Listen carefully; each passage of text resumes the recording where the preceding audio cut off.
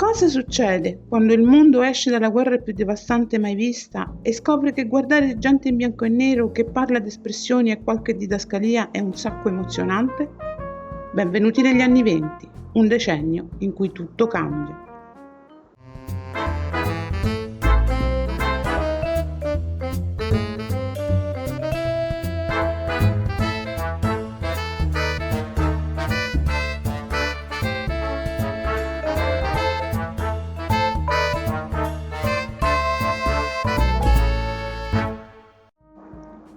Oggi facciamo un salto indietro di un secolo, in quell'epoca rumorosa, elegante e un po' folle che tutti chiamano i ruggenti anni '20. Si parla al Charleston, si vola con le prime compagnie aeree e si riempiono le sale per vedere attori in bianco e nero che non dicono una parola, ma fanno un sacco di casino. Il mondo è uscito dalla prima guerra mondiale con la voglia di dimenticare, divertirsi e, perché no, inventare qualcosa di nuovo, tipo il cinema, come lo conosciamo oggi. Capitolo 1. Gli anni '20. Cinema, jazz e occhiali tondi. Immaginate il mondo dopo la prima guerra mondiale. Devastazione, macerie e poi il bisogno di ballare, di dimenticare, di ricominciare. Nascono così i ruggenti anni '20, un decennio dove si beve, si sogna e, sorpresa, si va al cinema. Negli Stati Uniti il boom economico galoppa, il jazz impazza e la gente si affolla nelle sale per vedere film muti, magari suonati dal vivo con pianoforte sgangherato e commenti improbabili del pubblico. È l'inizio dell'invasione culturale americana, con Hollywood che si trasforma da villeggetto polveroso a fabbrica dei sogni. E che fabbrica! La Paramount, la Warner, la MGM, tutte nascono ora, con i loro attori sotto contratto, i registi in catena di montaggio e i set che spuntano come popcorn. Ma non è solo intrattenimento, il cinema diventa un'industria, una cosa seria, anche troppo, con i movie palace, veri e propri templi laici dello spettacolo, dove la gente entra per vedere Chaplin o Garbo e ne esce con la sensazione di aver toccato qualcosa di più grande, o almeno qualcosa che costava 5 centesimi e faceva emozionare. Intanto in Europa, mentre l'economia fa fatica a rialzarsi, l'arte esplode. In Germania ci si sveglia ogni mattina con l'inflazione e si va a dormire con il gabinetto del dottor Caligari. Nasce l'espressionismo e il cinema diventa un incubo su pellicola. Ombre distorte, scenografie spigolose e gente che cammina come se avesse mal di schiena. In Russia, invece, Eisenstein inventa il montaggio come fosse il cubismo su pellicola. La corazzata Potemkin? Sì, quella è una cagata pazzesca di Fantozzi, ma in realtà è una roba potentissima. Ogni taglio, ogni inquadratura è un pugno nello stomaco, eppure bello coreografato. E mentre tutti si affannano a fare i capolavori muti, arriva il cantante di jazz. È il 1927, la gente lo guarda e si gira sconvolta. Aspetta, ha parlato! È l'inizio del sonoro e anche la fine per un sacco di attori che avevano la voce tipo cornacchia con sinusite. Nel frattempo, le prime star diventano vere e proprie divinità. Chaplin non è solo un comico, è un'icona mondiale. La Garbo la chiamano la divina. Keaton, il re delle cadute. Le riviste di gossip iniziano a spuntare come funghi e il culto delle celebrità prende il volo. E poi, tecnicamente, il cinema comincia a giocare sul serio. Si sperimentano effetti speciali, i primi colori, che sembrano un po' acquerelli sbavati, ma ok, e la narrazione comincia a farsi raffinata. Niente più teatrino, ma emozione, inquadrature ragionate, primi piani che ti entrano dentro. Insomma, negli anni '20 il cinema smette di essere un giocattolo e comincia a diventare qualcosa di più. Un'arte, un'industria, un sogno collettivo. E tutto senza dire una parola, o quasi. Capitolo 2. Il 1927, quando il cinema parlò per la prima volta e nessuno capì più niente. 1927, segnatevelo, è l'anno in cui il cinema prende una boccata d'aria e dice le sue prime parole. Siamo nel cuore ruggente degli anni '20 e l'America balla il Charleston mentre compra frigoriferi a rate e si illude che la festa non finirà mai. Le luci di Broadway splendono, il jazz impazza e Wall Street galoppa verso il burrone col sorriso stampato in faccia. Ma dietro i brindisi e le piume qualcosa sta per cambiare e quel cambiamento parte proprio dal cinema. Fino a quel momento i film erano muti ma non silenziosi. Un'orchestrina dal vivo, qualche didascalia qua e là e il resto lo facevano gli occhi degli attori e la magia del montaggio. Ma poi, boom, arriva il cantante di jazz. Ok, tecnicamente non è il primo film sonoro, ma è il primo a far parlare i personaggi sul serio. Quando Al Jolson apre bocca e canta, il pubblico resta a bocca aperta. Il cinema aveva trovato la voce e da lì in poi niente sarebbe più stato lo stesso. Gli spettatori erano in delirio, i produttori facevano i conti e gli attori del muto, molti di loro cominciarono a sudare freddo. Perché il 1927 non è solo l'anno del suono, è anche l'ultimo grande canto del cigno del cinema muto. E che canto! In quello stesso anno Friedrich Wilhelm Murnau sforna Aurora, che è tipo poesia pura in fotogrammi. Abel Gance gira Napoleon, un colossal con trovate visive da far impallidire i blockbuster di oggi. Sono film che ti fanno capire quanto il muto fosse diventato adulto, sofisticato, quasi epico. Il 1927 è come una porta che si apre e si chiude allo stesso tempo. Da una parte si chiude l'epoca romantica del cinema fatto di sguardi e luci, dall'altra si apre un futuro fatto di parole, suoni e nuove possibilità narrative. È il punto esatto in cui il cinema smette di essere solo uno spettacolo visivo e diventa una forma d'arte completa.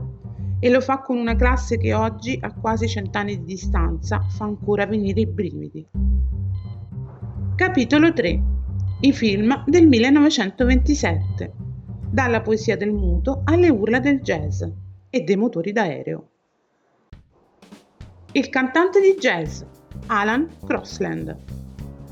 You ain't heard nothing yet. E no, davvero, fino a quel momento non avevano sentito niente. Il pubblico del 1927 restò a bocca aperta. Il cinema parlava, o meglio, cantava. Il cantante di jazz è il primo film sonoro sincronizzato, grazie al sistema Vitaphone. Non è tutto parlato, sia chiaro, è un ibrido, un mezzo muto con qualche scena sonora, ma tanto basta per far tremare i teatri e i produttori. È come se il cinema avesse messo le scarpe a molla e avesse fatto un balzo nel futuro. Al Jolson, truccato da blackface, sì purtroppo, canta, parla e fa la storia. Ma questa rivoluzione porta con sé anche una piccola apocalisse. Molti attori del muto perderanno il lavoro, registi saranno costretti a reinventarsi e i fonici diventeranno i nuovi dei sul set. Curiosità col microfono aperto. La celebre frase di Jolson non era neanche nel copione, l'ha improvvisata ed è entrata nella leggenda. Metropolis, Fritz Lang. Metropolis è il film che Stanley Kubrick avrebbe voluto girare nel 1927. Un'opera mastodontica, barocca, visionaria. Ambientato in un futuro distopico, ci racconta una città divisa tra un'elite che vive in cima ai grattacieli e una massa operaia che lavora sottoterra. E già qui capisci che Lang non stava pensando a una commedia romantica. C'è di tutto: robot, rivoluzioni, effetti speciali da capogiro per l'epoca, simbolismi cristiani e freudiani sparsi a palate. Il personaggio del robot Maria è diventato un'icona e la città futuristica ha ispirato Blade Runner, Star Wars e buona parte della fantascienza a venire. Curiosità metallica. Il film costò talmente tanto che la UFA rischiò la bancarotta. Ma vuoi mettere? È come costruire una cattedrale solo per dire attenti, il futuro è già qui. Ali, William A. Wellman. Ali è il primo film a vincere l'Oscar come miglior film. E non è un caso, è una bomba. Un dramma di guerra che vola alto, letteralmente, con scene aeree che ancora oggi fanno spalancare gli occhi. Wellman, ex pilota della Prima Guerra Mondiale, sapeva come piazzare la macchina da presa per far sentire ogni virata, ogni colpo, ogni perdita. Ma non è solo guerra, è una storia di amicizia, di amori intrecciati e di drammi umani tra le nuvole. Curiosità da cabina di pilotaggio. Per girare le scene in volo usarono veri aerei e veri stuntman, zero CGI, anche perché non esisteva ancora, solo coraggio, eliche e un pizzico di follia. Napoleon, Abel Gance. Se il cinema muto avesse un Napoleone, sarebbe Napoleon. Abel Gance decide di raccontare l'ascesa dell'imperatore con una carica visiva senza precedenti. Il montaggio è frenetico, la macchina da presa si muove come se fosse indemoniata e alla fine triplo schermo, letteralmente. Inventa il Polyvision, ma ne parliamo più approfonditamente nel capitolo successivo. È epico, è sperimentale, è megalomane, ma anche profondamente umano. Gance vede in buona parte un visionario e gira il film come se fosse lui stesso in guerra contro i limiti tecnici del suo tempo. Curiosità imperiale. Alcune copie del film durarono più di 5 ore. Gance voleva farne 9. Gli serviva solo un impero e un proiezionista immortale. Aurora. Friedrich Murnau. Aurora è la poesia in pellicola. Murnau, maestro del muto, dirige questa storia d'amore, tradimento e redenzione come se stesse scolpendo luce nell'aria. Non ci sono effetti speciali spettacolari, né battaglie o robot, solo una coppia, un dilemma morale e un'atmosfera carica di pathos. Ma che uso della macchina da presa! Movimenti fluidi, sovrimpressioni oniriche, scenografie espressive, ogni inquadratura è un quadro, ogni scena una sinfonia visiva. Curiosità malinconica. Fu uno dei primi film prodotti da Hollywood con regista europeo e vinse 3 premi nella prima edizione degli Oscar, che non esistevano ancora ufficialmente. Capitolo 4. Il 1927 dietro le quinte. Robot, risse e rivoluzioni sul set. Il 1927 non è stato solo l'anno delle grandi rivoluzioni sullo schermo, ma anche dietro la macchina da presa. Per ogni innovazione applaudita in sala ci sono stati esperimenti tecnici azzardati, incidenti tragicomici e intuizioni nate dall'improvvisazione. Insomma, se i film di quell'anno sembrano magia, è perché dietro c'era gente disposta a tutto, pur di stupire il pubblico, anche a farsi elettrizzare da un costume da robot o rischiare la vita in volo. Prendiamo il cantante di jazz. Sincronizzare suono e immagine sembrava una missione impossibile, e in effetti lo era. Bastava un graffio sul disco per trasformare la voce di Al Jolson in un borbottio demoniaco. Ma quando tutto funzionava, e succedeva raramente, l'effetto era stupefacente. Intanto in Germania Fritz Lang stava costruendo il suo impero visivo con Metropolis, un'impresa faraonica. Set giganteschi, effetti ottici rivoluzionari e comparse costrette a indossare armature di metallo sotto riflettori incandescenti. Brigitte Helm, la povera attrice che interpretava la robot Maria, si prese scosse elettriche a ogni scena, mentre Lang urlava ordini come un direttore d'orchestra durante un'apocalisse. Ma ne è valsa la pena. La città di Metropolis è ancora oggi uno dei simboli più riconoscibili della fantascienza. Dall'altra parte dell'Atlantico, Friedrich Murnau lavorava in silenzio, letteralmente, su Aurora. Il suono ancora non c'era, ma la luce diceva tutto. Ogni fotogramma era calibrato come un dipinto, ogni riflesso studiato al millimetro. Si racconta che Murnau abbia fatto allagare un'intera strada solo per ottenere il riflesso perfetto di un lampione. Un pazzo? No, un poeta col budget di uno scienziato pazzo. A proposito di pazzi, William Wellman decise di girare ali usando veri aerei, veri piloti e vere acrobazie aeree. Ex pilota lui stesso, non si accontentava di modellini, voleva la realtà e la ottenne, rischiando la vita di mezzo cast. Un cameraman fu addirittura legato con delle cinghie all'ala di un biplano per ottenere l'inquadratura perfetta. Hollywood non era ancora Hollywood, ma già allora era pronta a tutto pur di impressionare. E poi c'era Abel Gance, il visionario.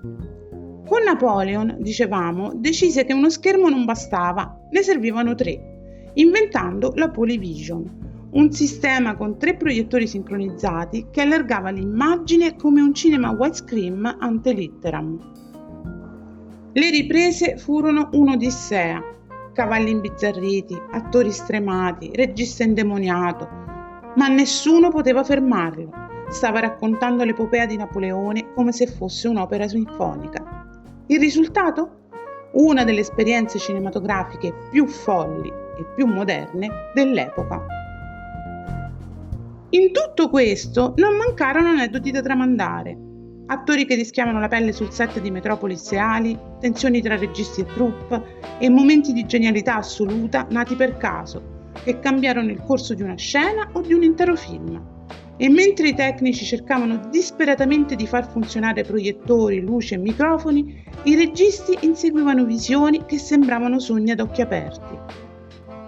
Alla fine il 1927 ci ha lasciato film immortali e una collezione di retroscena che meriterebbero un film a parte. Forse anche una saga, con effetti speciali ovviamente. Capitolo 5. Un 1927 da Oscar. Stavolta sul serio. Che anno, signori miei! Il 1927 non è stato solo il momento in cui il cinema ha trovato la voce, è anche l'anno in cui ha scoperto che quella voce gracchiava, saltava le battute e faceva impazzire i proiezionisti. Ma da quel disastro meraviglioso è nata una rivoluzione.